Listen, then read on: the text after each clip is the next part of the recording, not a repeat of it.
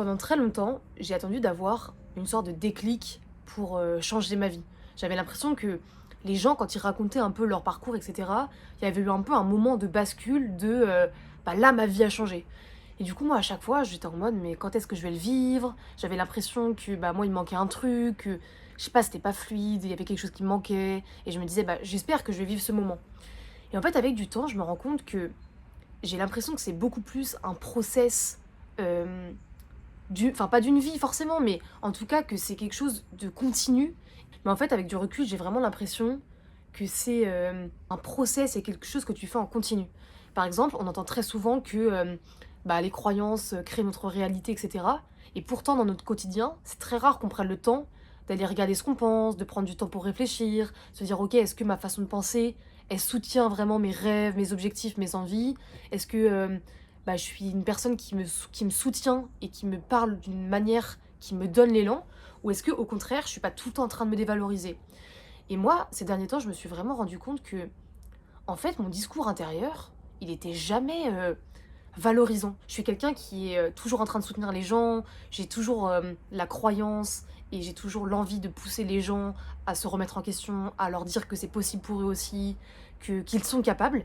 Mais moi-même, je suis toujours un peu dans ce truc de me dévaloriser. Je me suis dit, bah ouais, j'ai souvent cette croyance, enfin, j'ai la croyance que nous sommes nos pensées et que nous sommes en fait le cumul de nos pensées.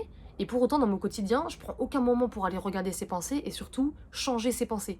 Résultat, je me retrouve à être ultra mal, à avoir des discours vraiment horribles en fait, à propos de moi-même, à propos de ce que j'ai envie de faire de ma vie, à propos de ma propre capacité.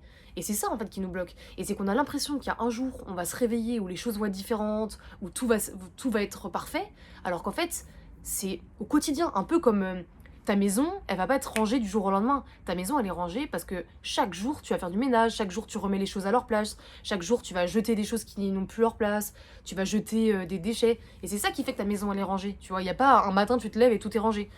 Et j'aime bien cette métaphore parce que ça montre en fait que nos pensées sont juste le résultat de plein de choses qui se passent dans notre vie, nos expériences, nos pensées.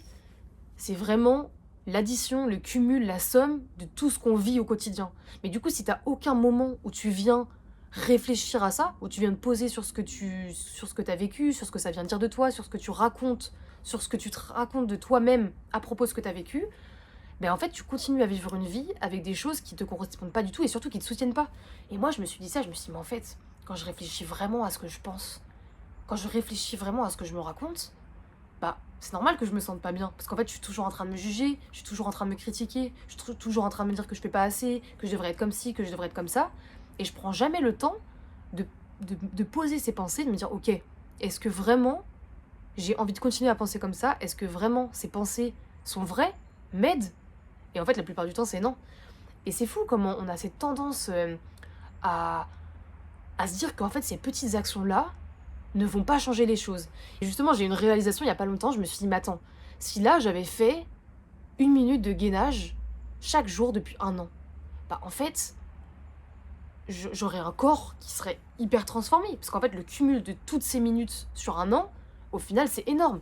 Et on a trop tendance à sous-estimer l'impact des petites actions. Par exemple, souvent quand on reprend le sport, on a envie de reprendre hyper intensément. Donc on va se dire, vas-y, on va tous les jours à la salle pendant 1 heure. Alors qu'en fait, si on faisait des petites actions, bah oui, peut-être que direct au début, on n'aurait pas la sensation que ça change, et pour autant, progressivement, tout changerait.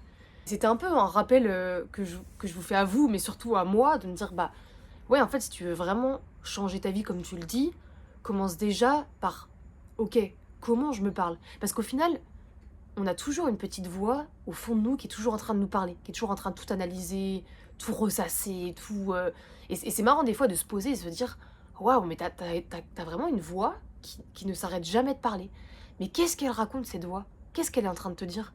Parce que au final, cette voix, c'est qui? C'est qui?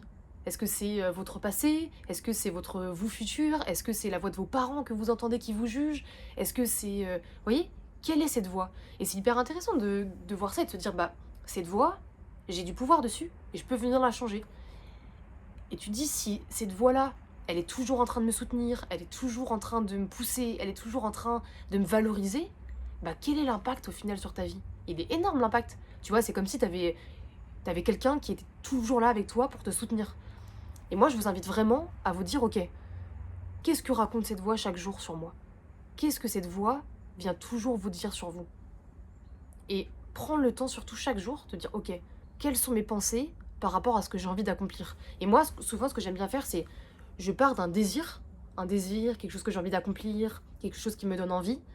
Donc je l'écris, et ensuite, je viens écrire tout ce que je me raconte à ce sujet-là.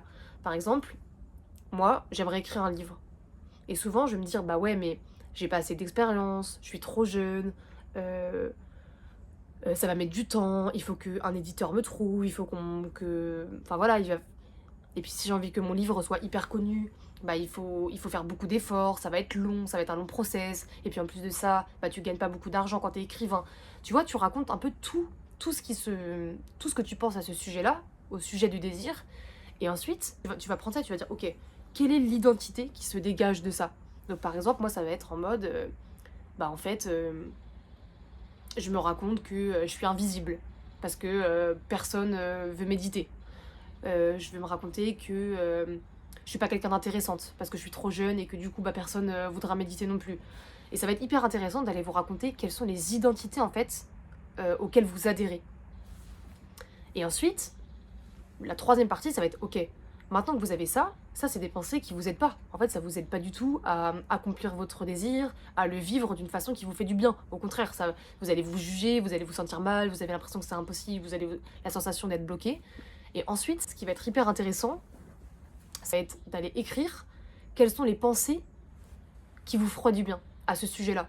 Donc par exemple, bah moi j'ai toujours été quelqu'un de chanceuse, donc je suis sûre qu'un jour quelqu'un va tomber sur une vidéo, ce sera sûrement un éditeur, il va me contacter pour faire un livre. Vous voyez, d'avoir des pensées comme ça qui vous soutiennent.